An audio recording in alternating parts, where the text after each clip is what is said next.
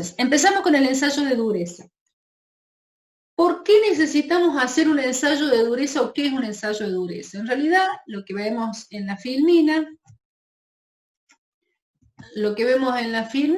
que se define como dureza de un material, como la propiedad que éste tiene, que este material posee, para para rayar a otro sin que este material quede rayado, ¿sí? Es decir, que si yo estoy diciendo que es la propiedad que tiene un material de rayar otro material sin que este quede rayado, quiere decir que este material es más duro que el material que quedó rayado, ¿sí?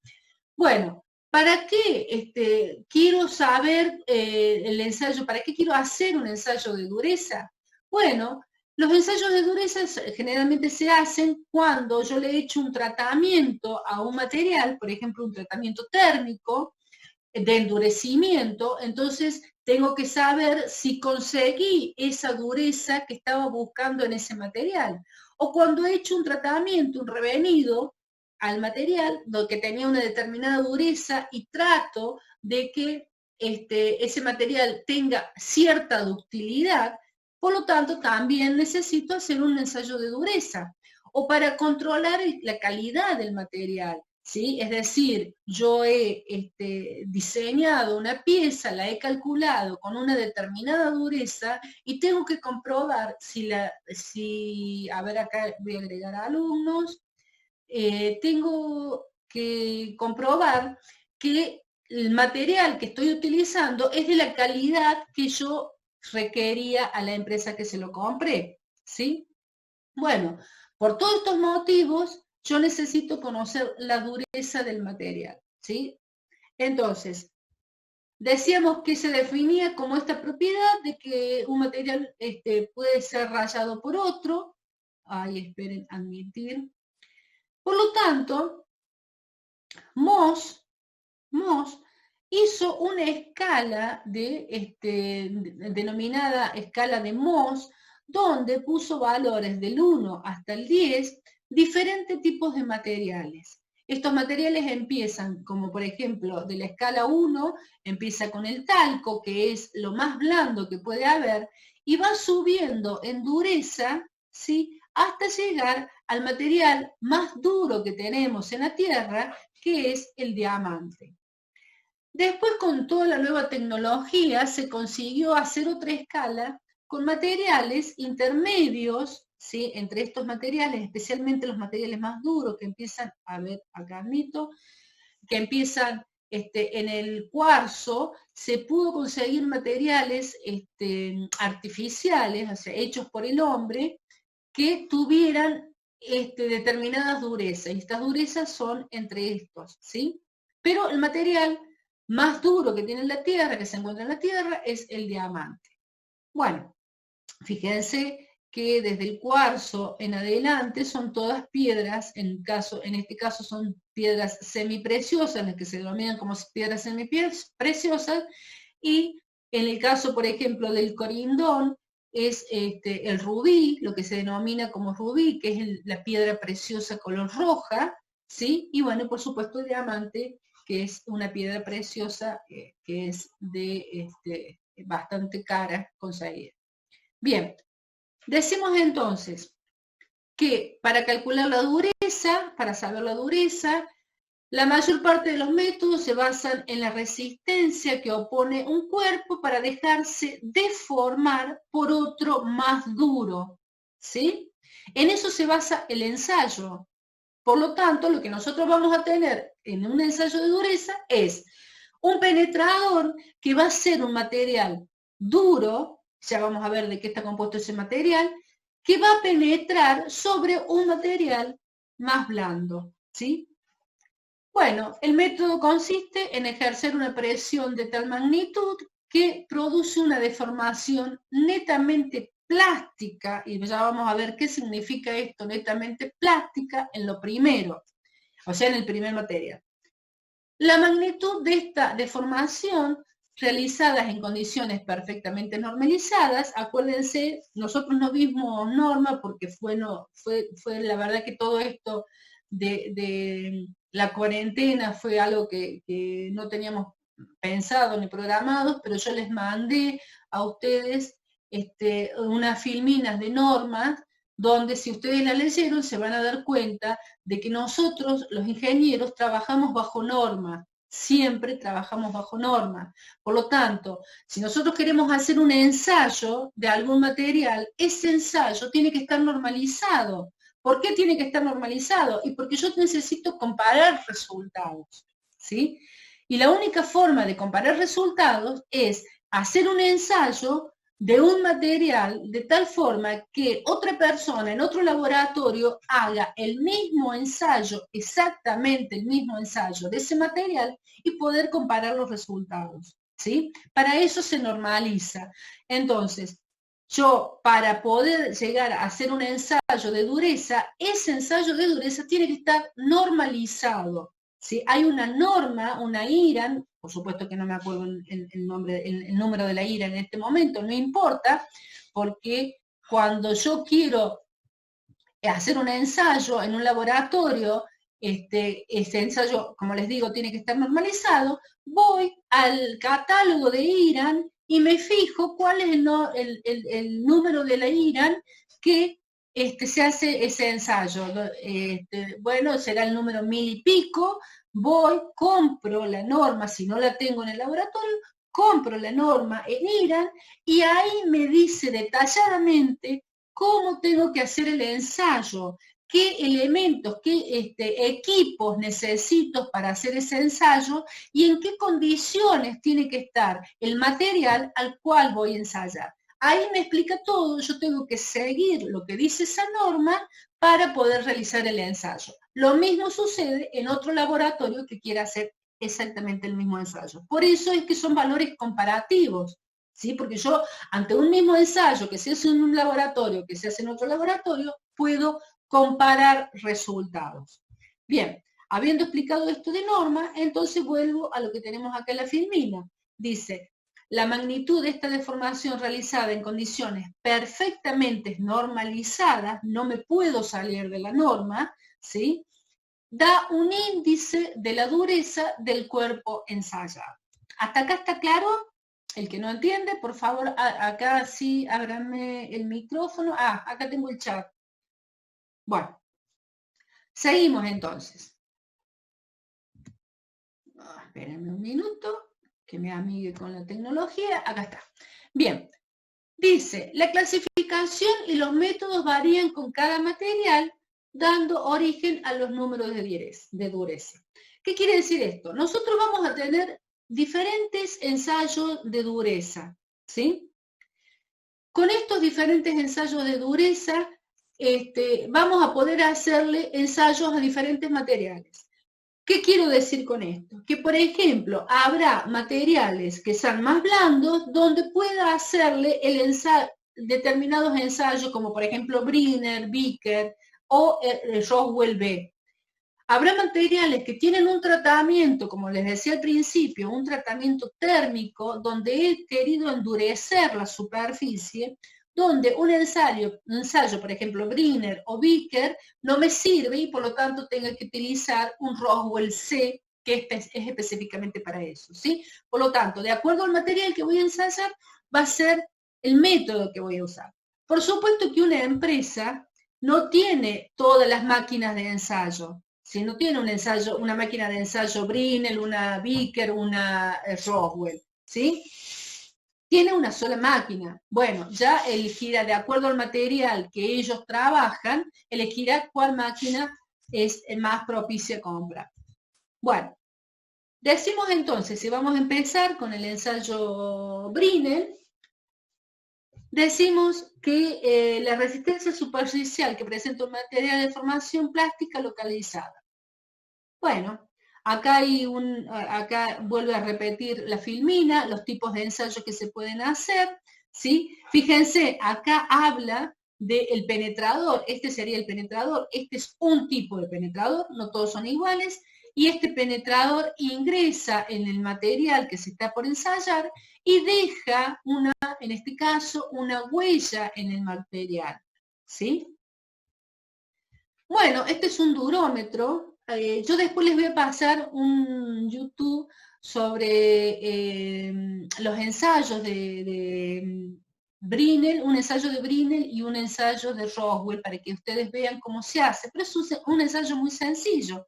Ustedes fíjense, acá en esta parte está el penetrador, acá se pone la probeta y luego directamente se le provoca una carga, ¿sí? Donde el penetrador penetra en ese material, ¿sí? Bueno, fíjense, acá tienen un esquema de lo que estábamos diciendo. Este es en el caso del ensayo Brinell. El ensayo Brinell entonces dice que tenemos, este sería el cabezal donde está el penetrador, este sería el penetrador. Fíjense, en este caso, Brinell usa un penetrador que es una esfera, ¿sí? Es una esfera de acero duro. Tenemos la probeta, esta sería la probeta, ¿sí? Y lo que hace el ensayo es entonces esta esfera penetrar en esa probeta debido a una carga que se le produce, ¿sí? En el cabezal. ¿Está? Bueno, lo que ustedes pueden ver acá es que tenemos entonces el diámetro de la esfera, que es el D mayúscula, el diámetro de la esfera, y luego tenemos el diámetro, que es el D minúscula, de la huella que dejó esa esfera, ¿sí? Eso es lo que nosotros vamos a calcular. Con esa huella que tenemos, ¿sí? Con ese diámetro de esa huella que tenemos y este diámetro de la esfera, lo que nosotros vamos a calcular es la dureza Brinell.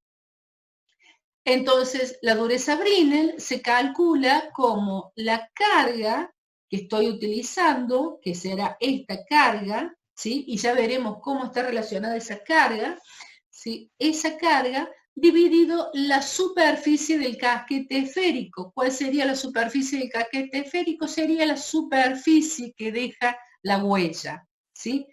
La carga dividido esto, decimos que es igual a P sobre S. No hacemos un desarrollo de fórmula acá, sino que directamente llegamos a la fórmula final que dice que en la dureza Brinell va a ser igual a 2 veces la carga dividido pi por el diámetro de la esfera, todo esto multiplicado y entre paréntesis por el diámetro de la esfera menos la raíz cuadrada del diámetro de la esfera al cuadrado menos el diámetro del casquete o de la huella al cuadrado. Esto lo sacamos se mide la carga en kilogramos y el diámetro de la esfera y del casquete se mide en milímetros. Por lo tanto, me queda que la dureza Brinell es igual a kilogramos sobre milímetros cuadrados. Bueno, acá tenemos entonces la carga aplicada de la bolilla en kilos, el diámetro en milímetros, el diámetro de la impresión en milímetros y H es la dureza Brinell. Bueno, acá está media corrida la filmina, recién me doy cuenta. Bien, la pregunta es,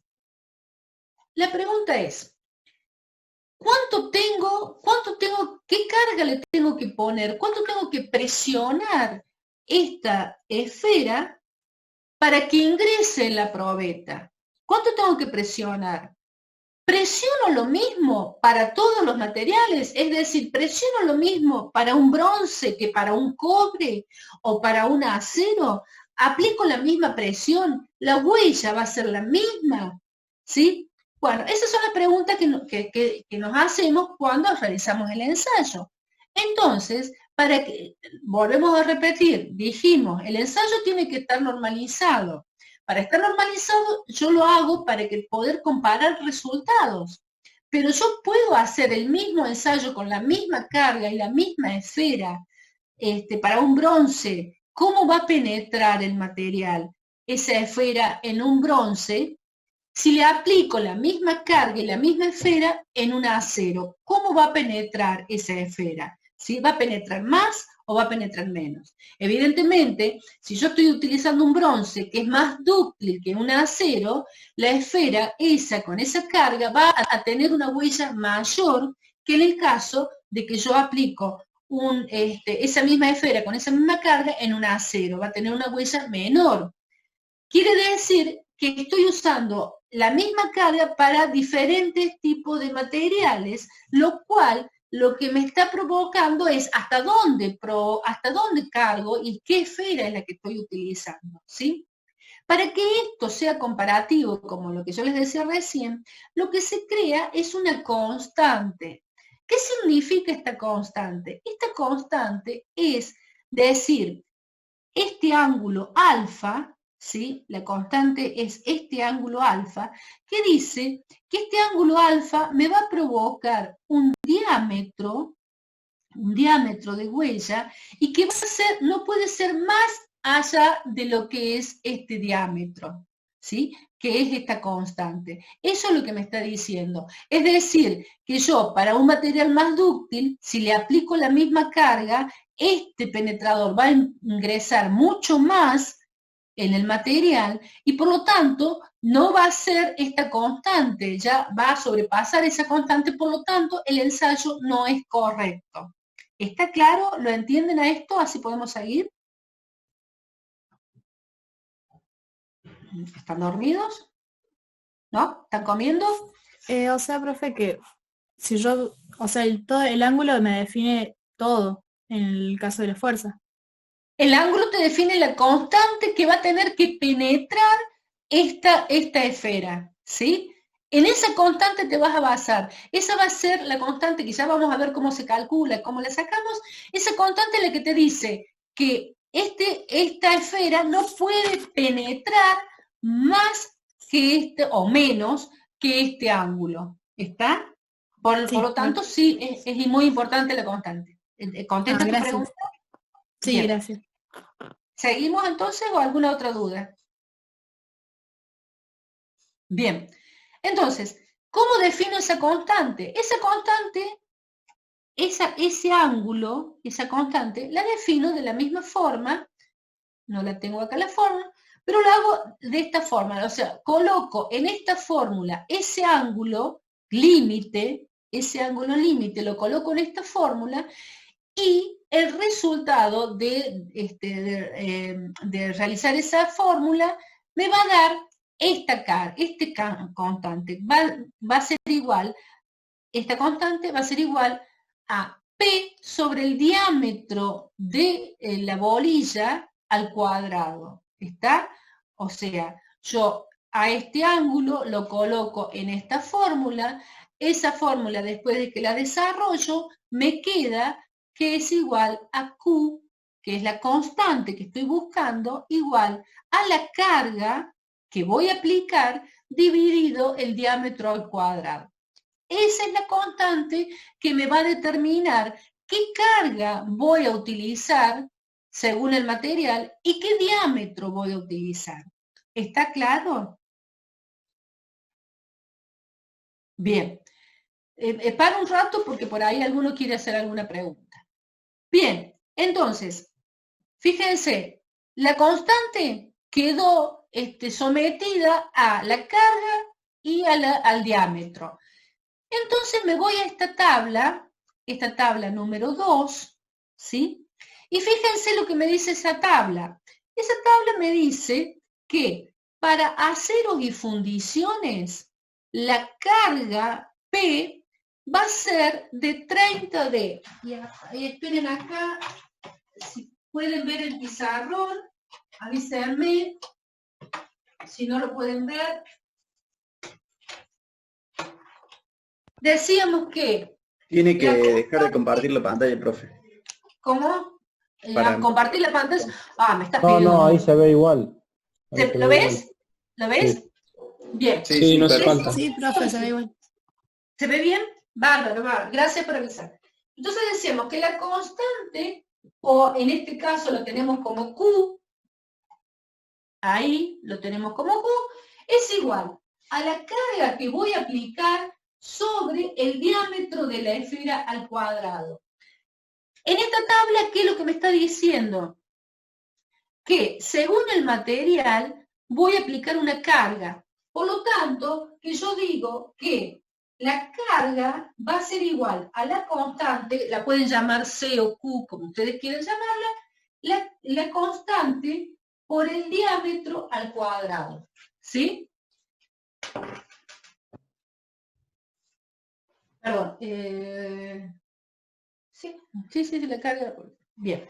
Entonces, fíjense, lo que tienen acá, dice, aceros y fundiciones va a ser 30 d cuadrado. Aleaciones de cobre o de aluminio, 10 d cuadrado. Cobre y aluminio, 5 d cuadrado. Plomo, estaño y aleaciones, 2,5, 1,5, etc. Esta tabla no se preocupen en memorizarla porque yo se las doy. Cuando les tomo el parcial, estas tablas yo se las doy para que ustedes saquen los valores de acá. Así que no se preocupen en memorizarlo.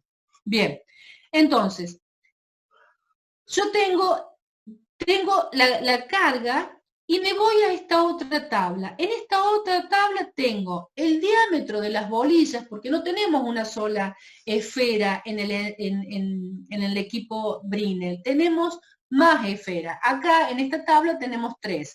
Una esfera que tiene 10 milímetros, una esfera que tiene 5 y una esfera que tiene 2,5. ¿Estamos? Bueno, acá nosotros ponemos lo que la constante que decíamos, ¿sí?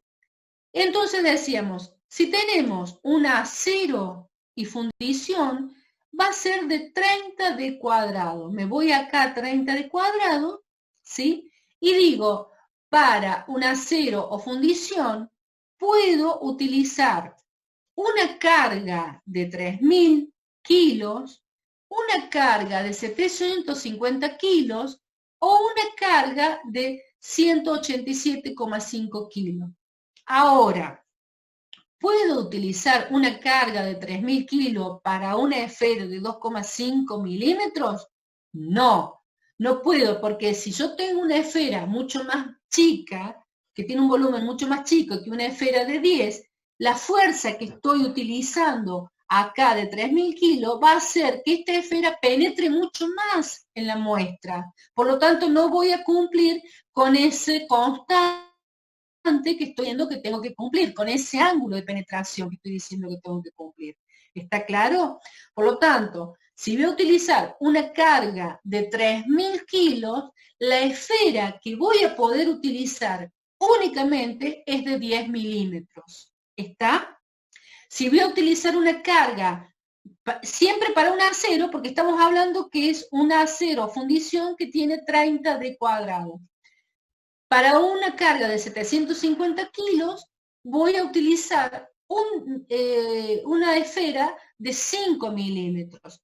Y para una carga de 187, fíjense cómo va disminuyendo la carga a medida que va disminuyendo el diámetro de la esfera, ¿sí? Porque no es lo mismo presionar con 3.000 a una esfera pequeña que presionar 3.000 a una esfera de 10. ¿Está claro? Entonces, yo puedo cambiar la carga para un material como un acero, puedo cambiar la carga, puedo decir, ponerle una carga de 3.000, de 750 o de 187,5. Lo que no puedo es alterar esto de los diámetros. Si uso una carga de 3.000, el diámetro va a ser de 10, si de 750 el diámetro de 5 y de 187,5 de 2,5. ¿Está claro hasta acá?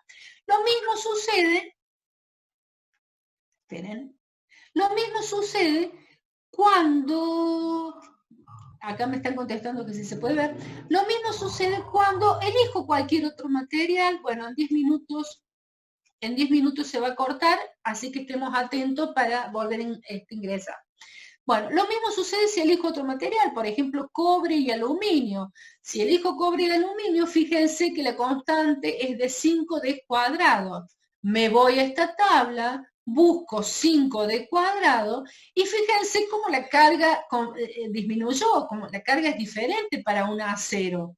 Fíjense, en un cobre o un aluminio, la carga máxima que tengo son de 500. Pero vuelvo a lo mismo. Si voy a aplicar una carga de 500, la esfera tiene que ser de 10. Si voy a aplicar una carga de 125, la esfera va a ser más chica, va a ser de 5. ¿Está claro? Hasta acá estamos entonces cómo utilizar estas dos tablas, ¿sí? Bueno, a ver, acá sale, bueno, esa tabla también sale la fórmula. Decíamos que una de las cosas, a ver, ¿dónde estaba acá? Acá. Decíamos, el método consiste, estamos hablando de Brinell, en ejercer una presión de tal magnitud que produce una deformación netamente plástica. Y nosotros cuando veamos un ensayo de Brinell, cuando nos informen un ensayo de Brinell, lo que nos van a informar es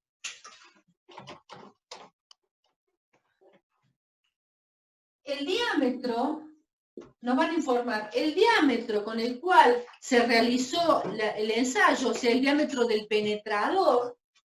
Nos van a informar la carga, primero la carga, creo que primero la carga,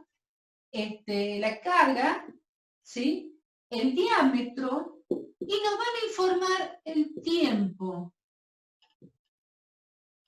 Nos van a informar el tiempo, ¿sí? No me acuerdo si es primero la carga y después el diámetro, o primero el diámetro y la carga, eso no importa. Ya se lo voy a pasar bien. Pero en el informe va a figurar el tiempo. Ahora, si ustedes se fijan en esta fórmula, en esa fórmula no figura el tiempo. Fíjense, la fórmula esa depende de la carga, depende del diámetro del penetrador, depende del diámetro de la huella, pero no depende del tiempo. Y entonces, ¿por qué me van a informar el tiempo? ¿Qué tiene que ver el tiempo en el ensayo Brinell? Bueno, el tiempo tiene que ver porque decimos que es una deformación netamente plástica. ¿Qué significa esto?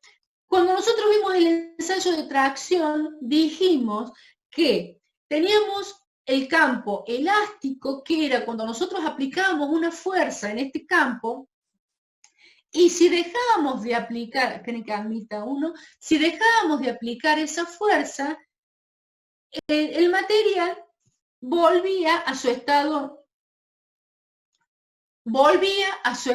natural. Es decir, que las partículas que se habían movido de acuerdo a esa fuerza que estábamos aplicando, cuando retirábamos la fuerza, volvía a recuperarse en su estado natural, en su posición inicial, ¿sí?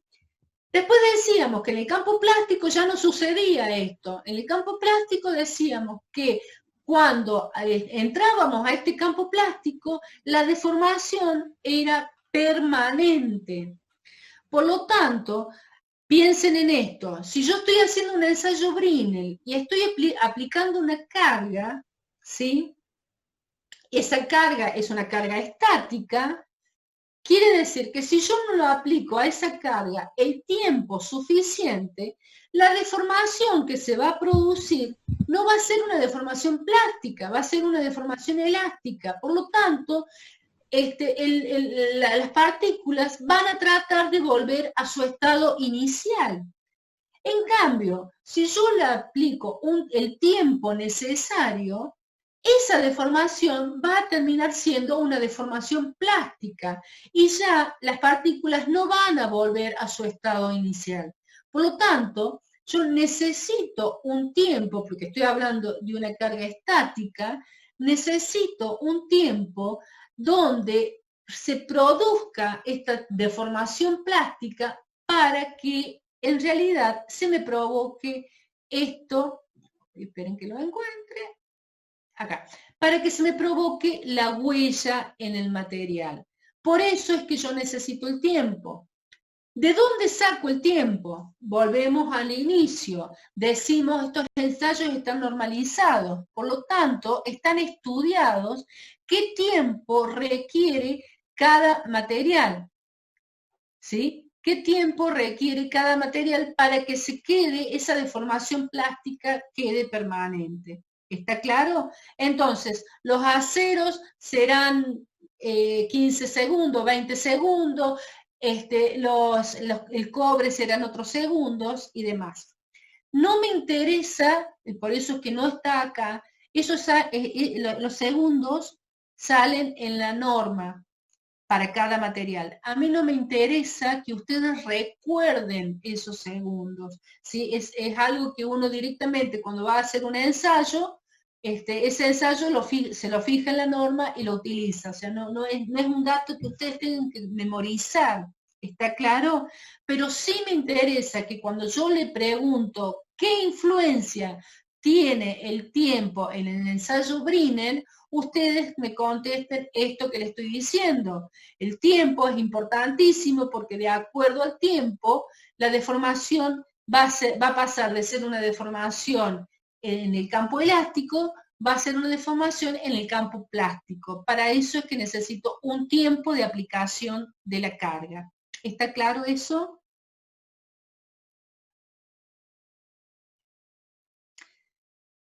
Bien. Sí, Está bien. Otra de las cosas que tengo que considerar es la temperatura de la probeta. Los ensayos, y así lo dice la norma, los ensayos se realizan a una temperatura de 20 grados centígrados. En este caso, más o menos 1 grado. En este caso, el ensayo, la probeta, no puede tener temperatura. Porque acuérdense de esto y piensen en esto. Cuando nosotros queremos que un material sea más dúctil, lo calentamos para que ese material sea, poder conseguir esto que estamos buscando, que es más ductilidad. ¿Qué quiere decir? Que si yo le estoy haciendo a un ensayo a un material que está caliente, va a ser un material que va a ser más dúctil y por lo tanto no me va a estar diciendo verdaderamente la dureza que es lo que yo estoy buscando, el resultado que estoy buscando. Por lo tanto, evidentemente, no puedo hacer ensayo de un material de dureza, no le puedo hacer ensayo cuando está a temperatura. ¿Está? Esto es el caso de dureza. Bien. Seguimos entonces, vimos el ensayo Brinell, que es uno de los métodos de ensayo. Otro de los métodos del ensayo es el ensayo Roswell, ¿sí? El ensayo Roswell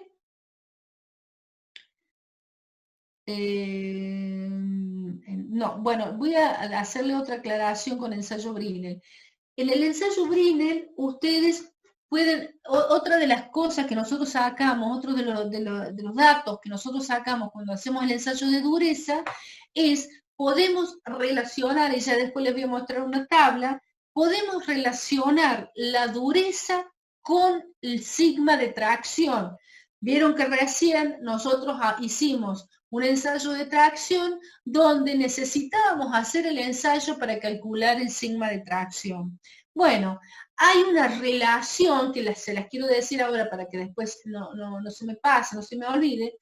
Hay una relación que tiene el ensayo de dureza con el sigma de tracción.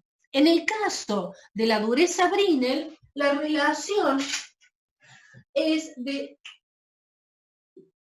para sacar la dureza Brinell, ¿sí? Es 0,346, eso es un valor, es un número que se ha conseguido que multiplicando, al revés, multiplicando la dureza Brinell por ese número me da el sigma de tracción, ¿sí? Esto es lo que tienen que tener en cuenta. Este número yo no se los doy en el par, o sea, yo le pongo las fórmulas, pero este número no se los doy, así que es un número que ustedes perfectamente pueden memorizar, pero